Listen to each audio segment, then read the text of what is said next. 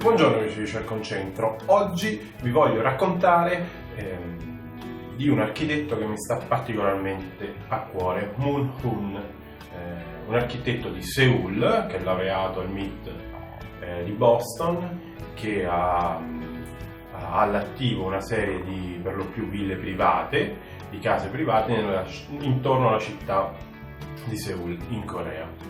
Una piccola premessa: qualcuno mi ha detto di fare delle puntate più brevi, di essere più editorialmente diciamo così valido e comunicativamente più attento.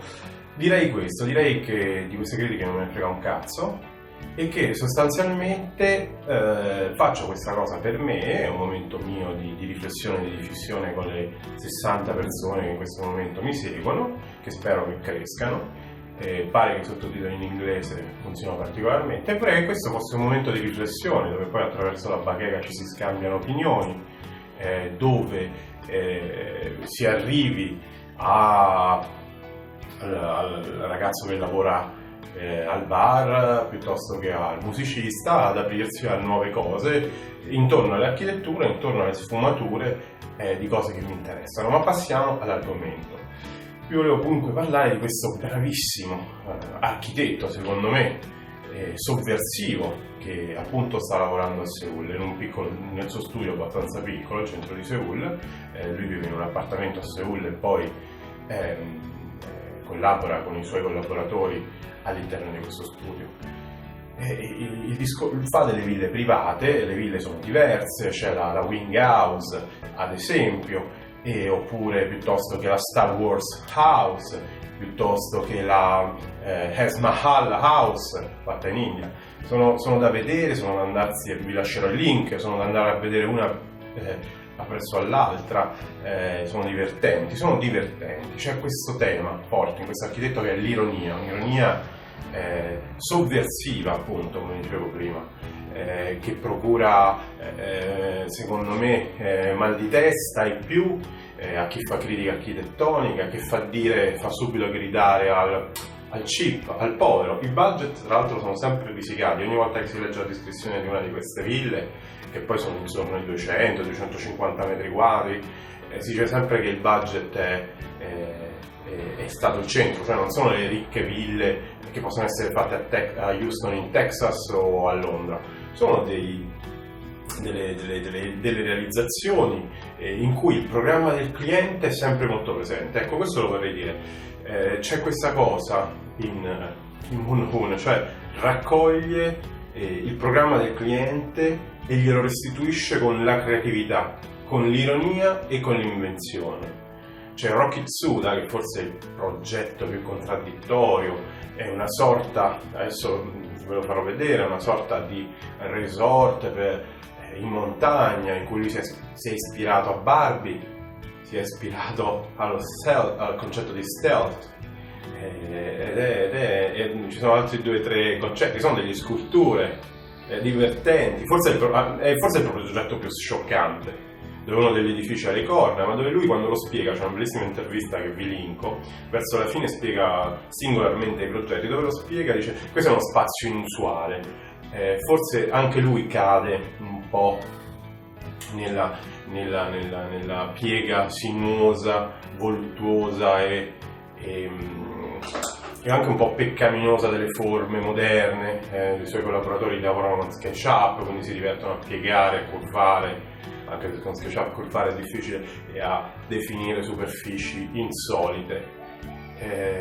C'è però una parte che lo fa sempre in questa intervista, lo fa diventare veramente professionista, dove spiega come funziona a Seoul il fatto di costruire un edificio, e come in tutti i posti del mondo è difficile, in Italia è impossibile, in tutti i posti del mondo è particolarmente difficile, e quindi però c'è questa professionalità, c'è questa forza, c'è questa intelligenza che viene fuori nelle sue realizzazioni, che appunto sono oniriche.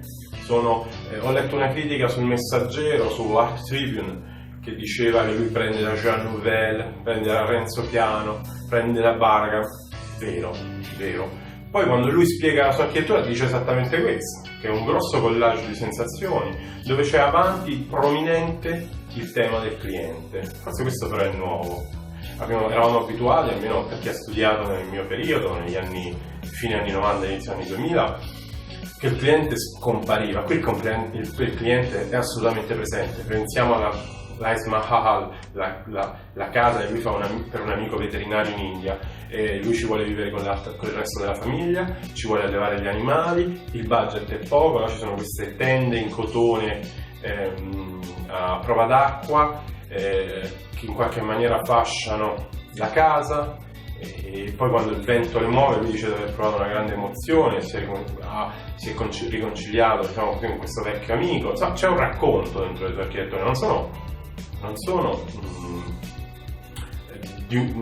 disumanizzate, non sono anche nella contraddizione delle forme, anche nella contraddizione di quello che sta dicendo. Io trovo che stia realizzando qualcosa di nuovo, qualcosa di profondo, qualcosa di molto, forse individuale, con l'aspetto negativo del tema individuale, ma con anche la positività dell'individualità, che è lasciare il segno, che è lasciare lo stile, che se vogliamo è molto italiano, è molto della nostra moda. Ecco, noi quando ci parlano di Gucci, quando ci parlano di Prada, noi siamo il nome nella qualità. In architettura l'abbiamo trasportato mai?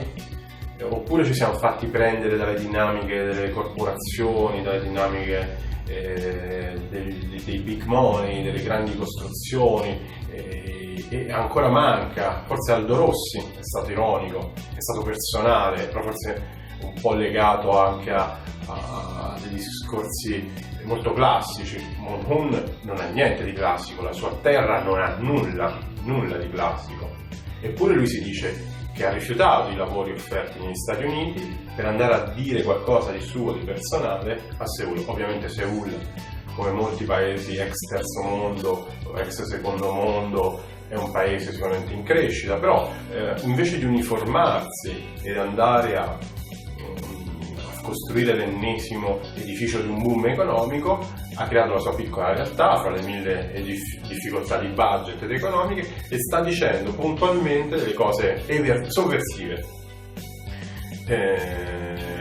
provocatorie, forse anche un po' antipatiche, antiaccademiche e, a mio avviso, potenti. Sta facendo il suo nome, sta facendo il giro del mondo, si lascia intervistare, dice delle cose assolutamente alla mano. Io mi rivedo nella modernità delle cose che dice al 100%, almeno dal punto di vista della gestione di uno studio, almeno dal punto di vista umano e delle aspettative che sono oggi il mondo dell'architettura e dell'architetto. Eccoci qua, ho fatto una puntata un po' più lunga, so che volete puntate brevi, ma proprio non me ne frega niente. Faccio così questo dialogo sperando che mi rispondiate.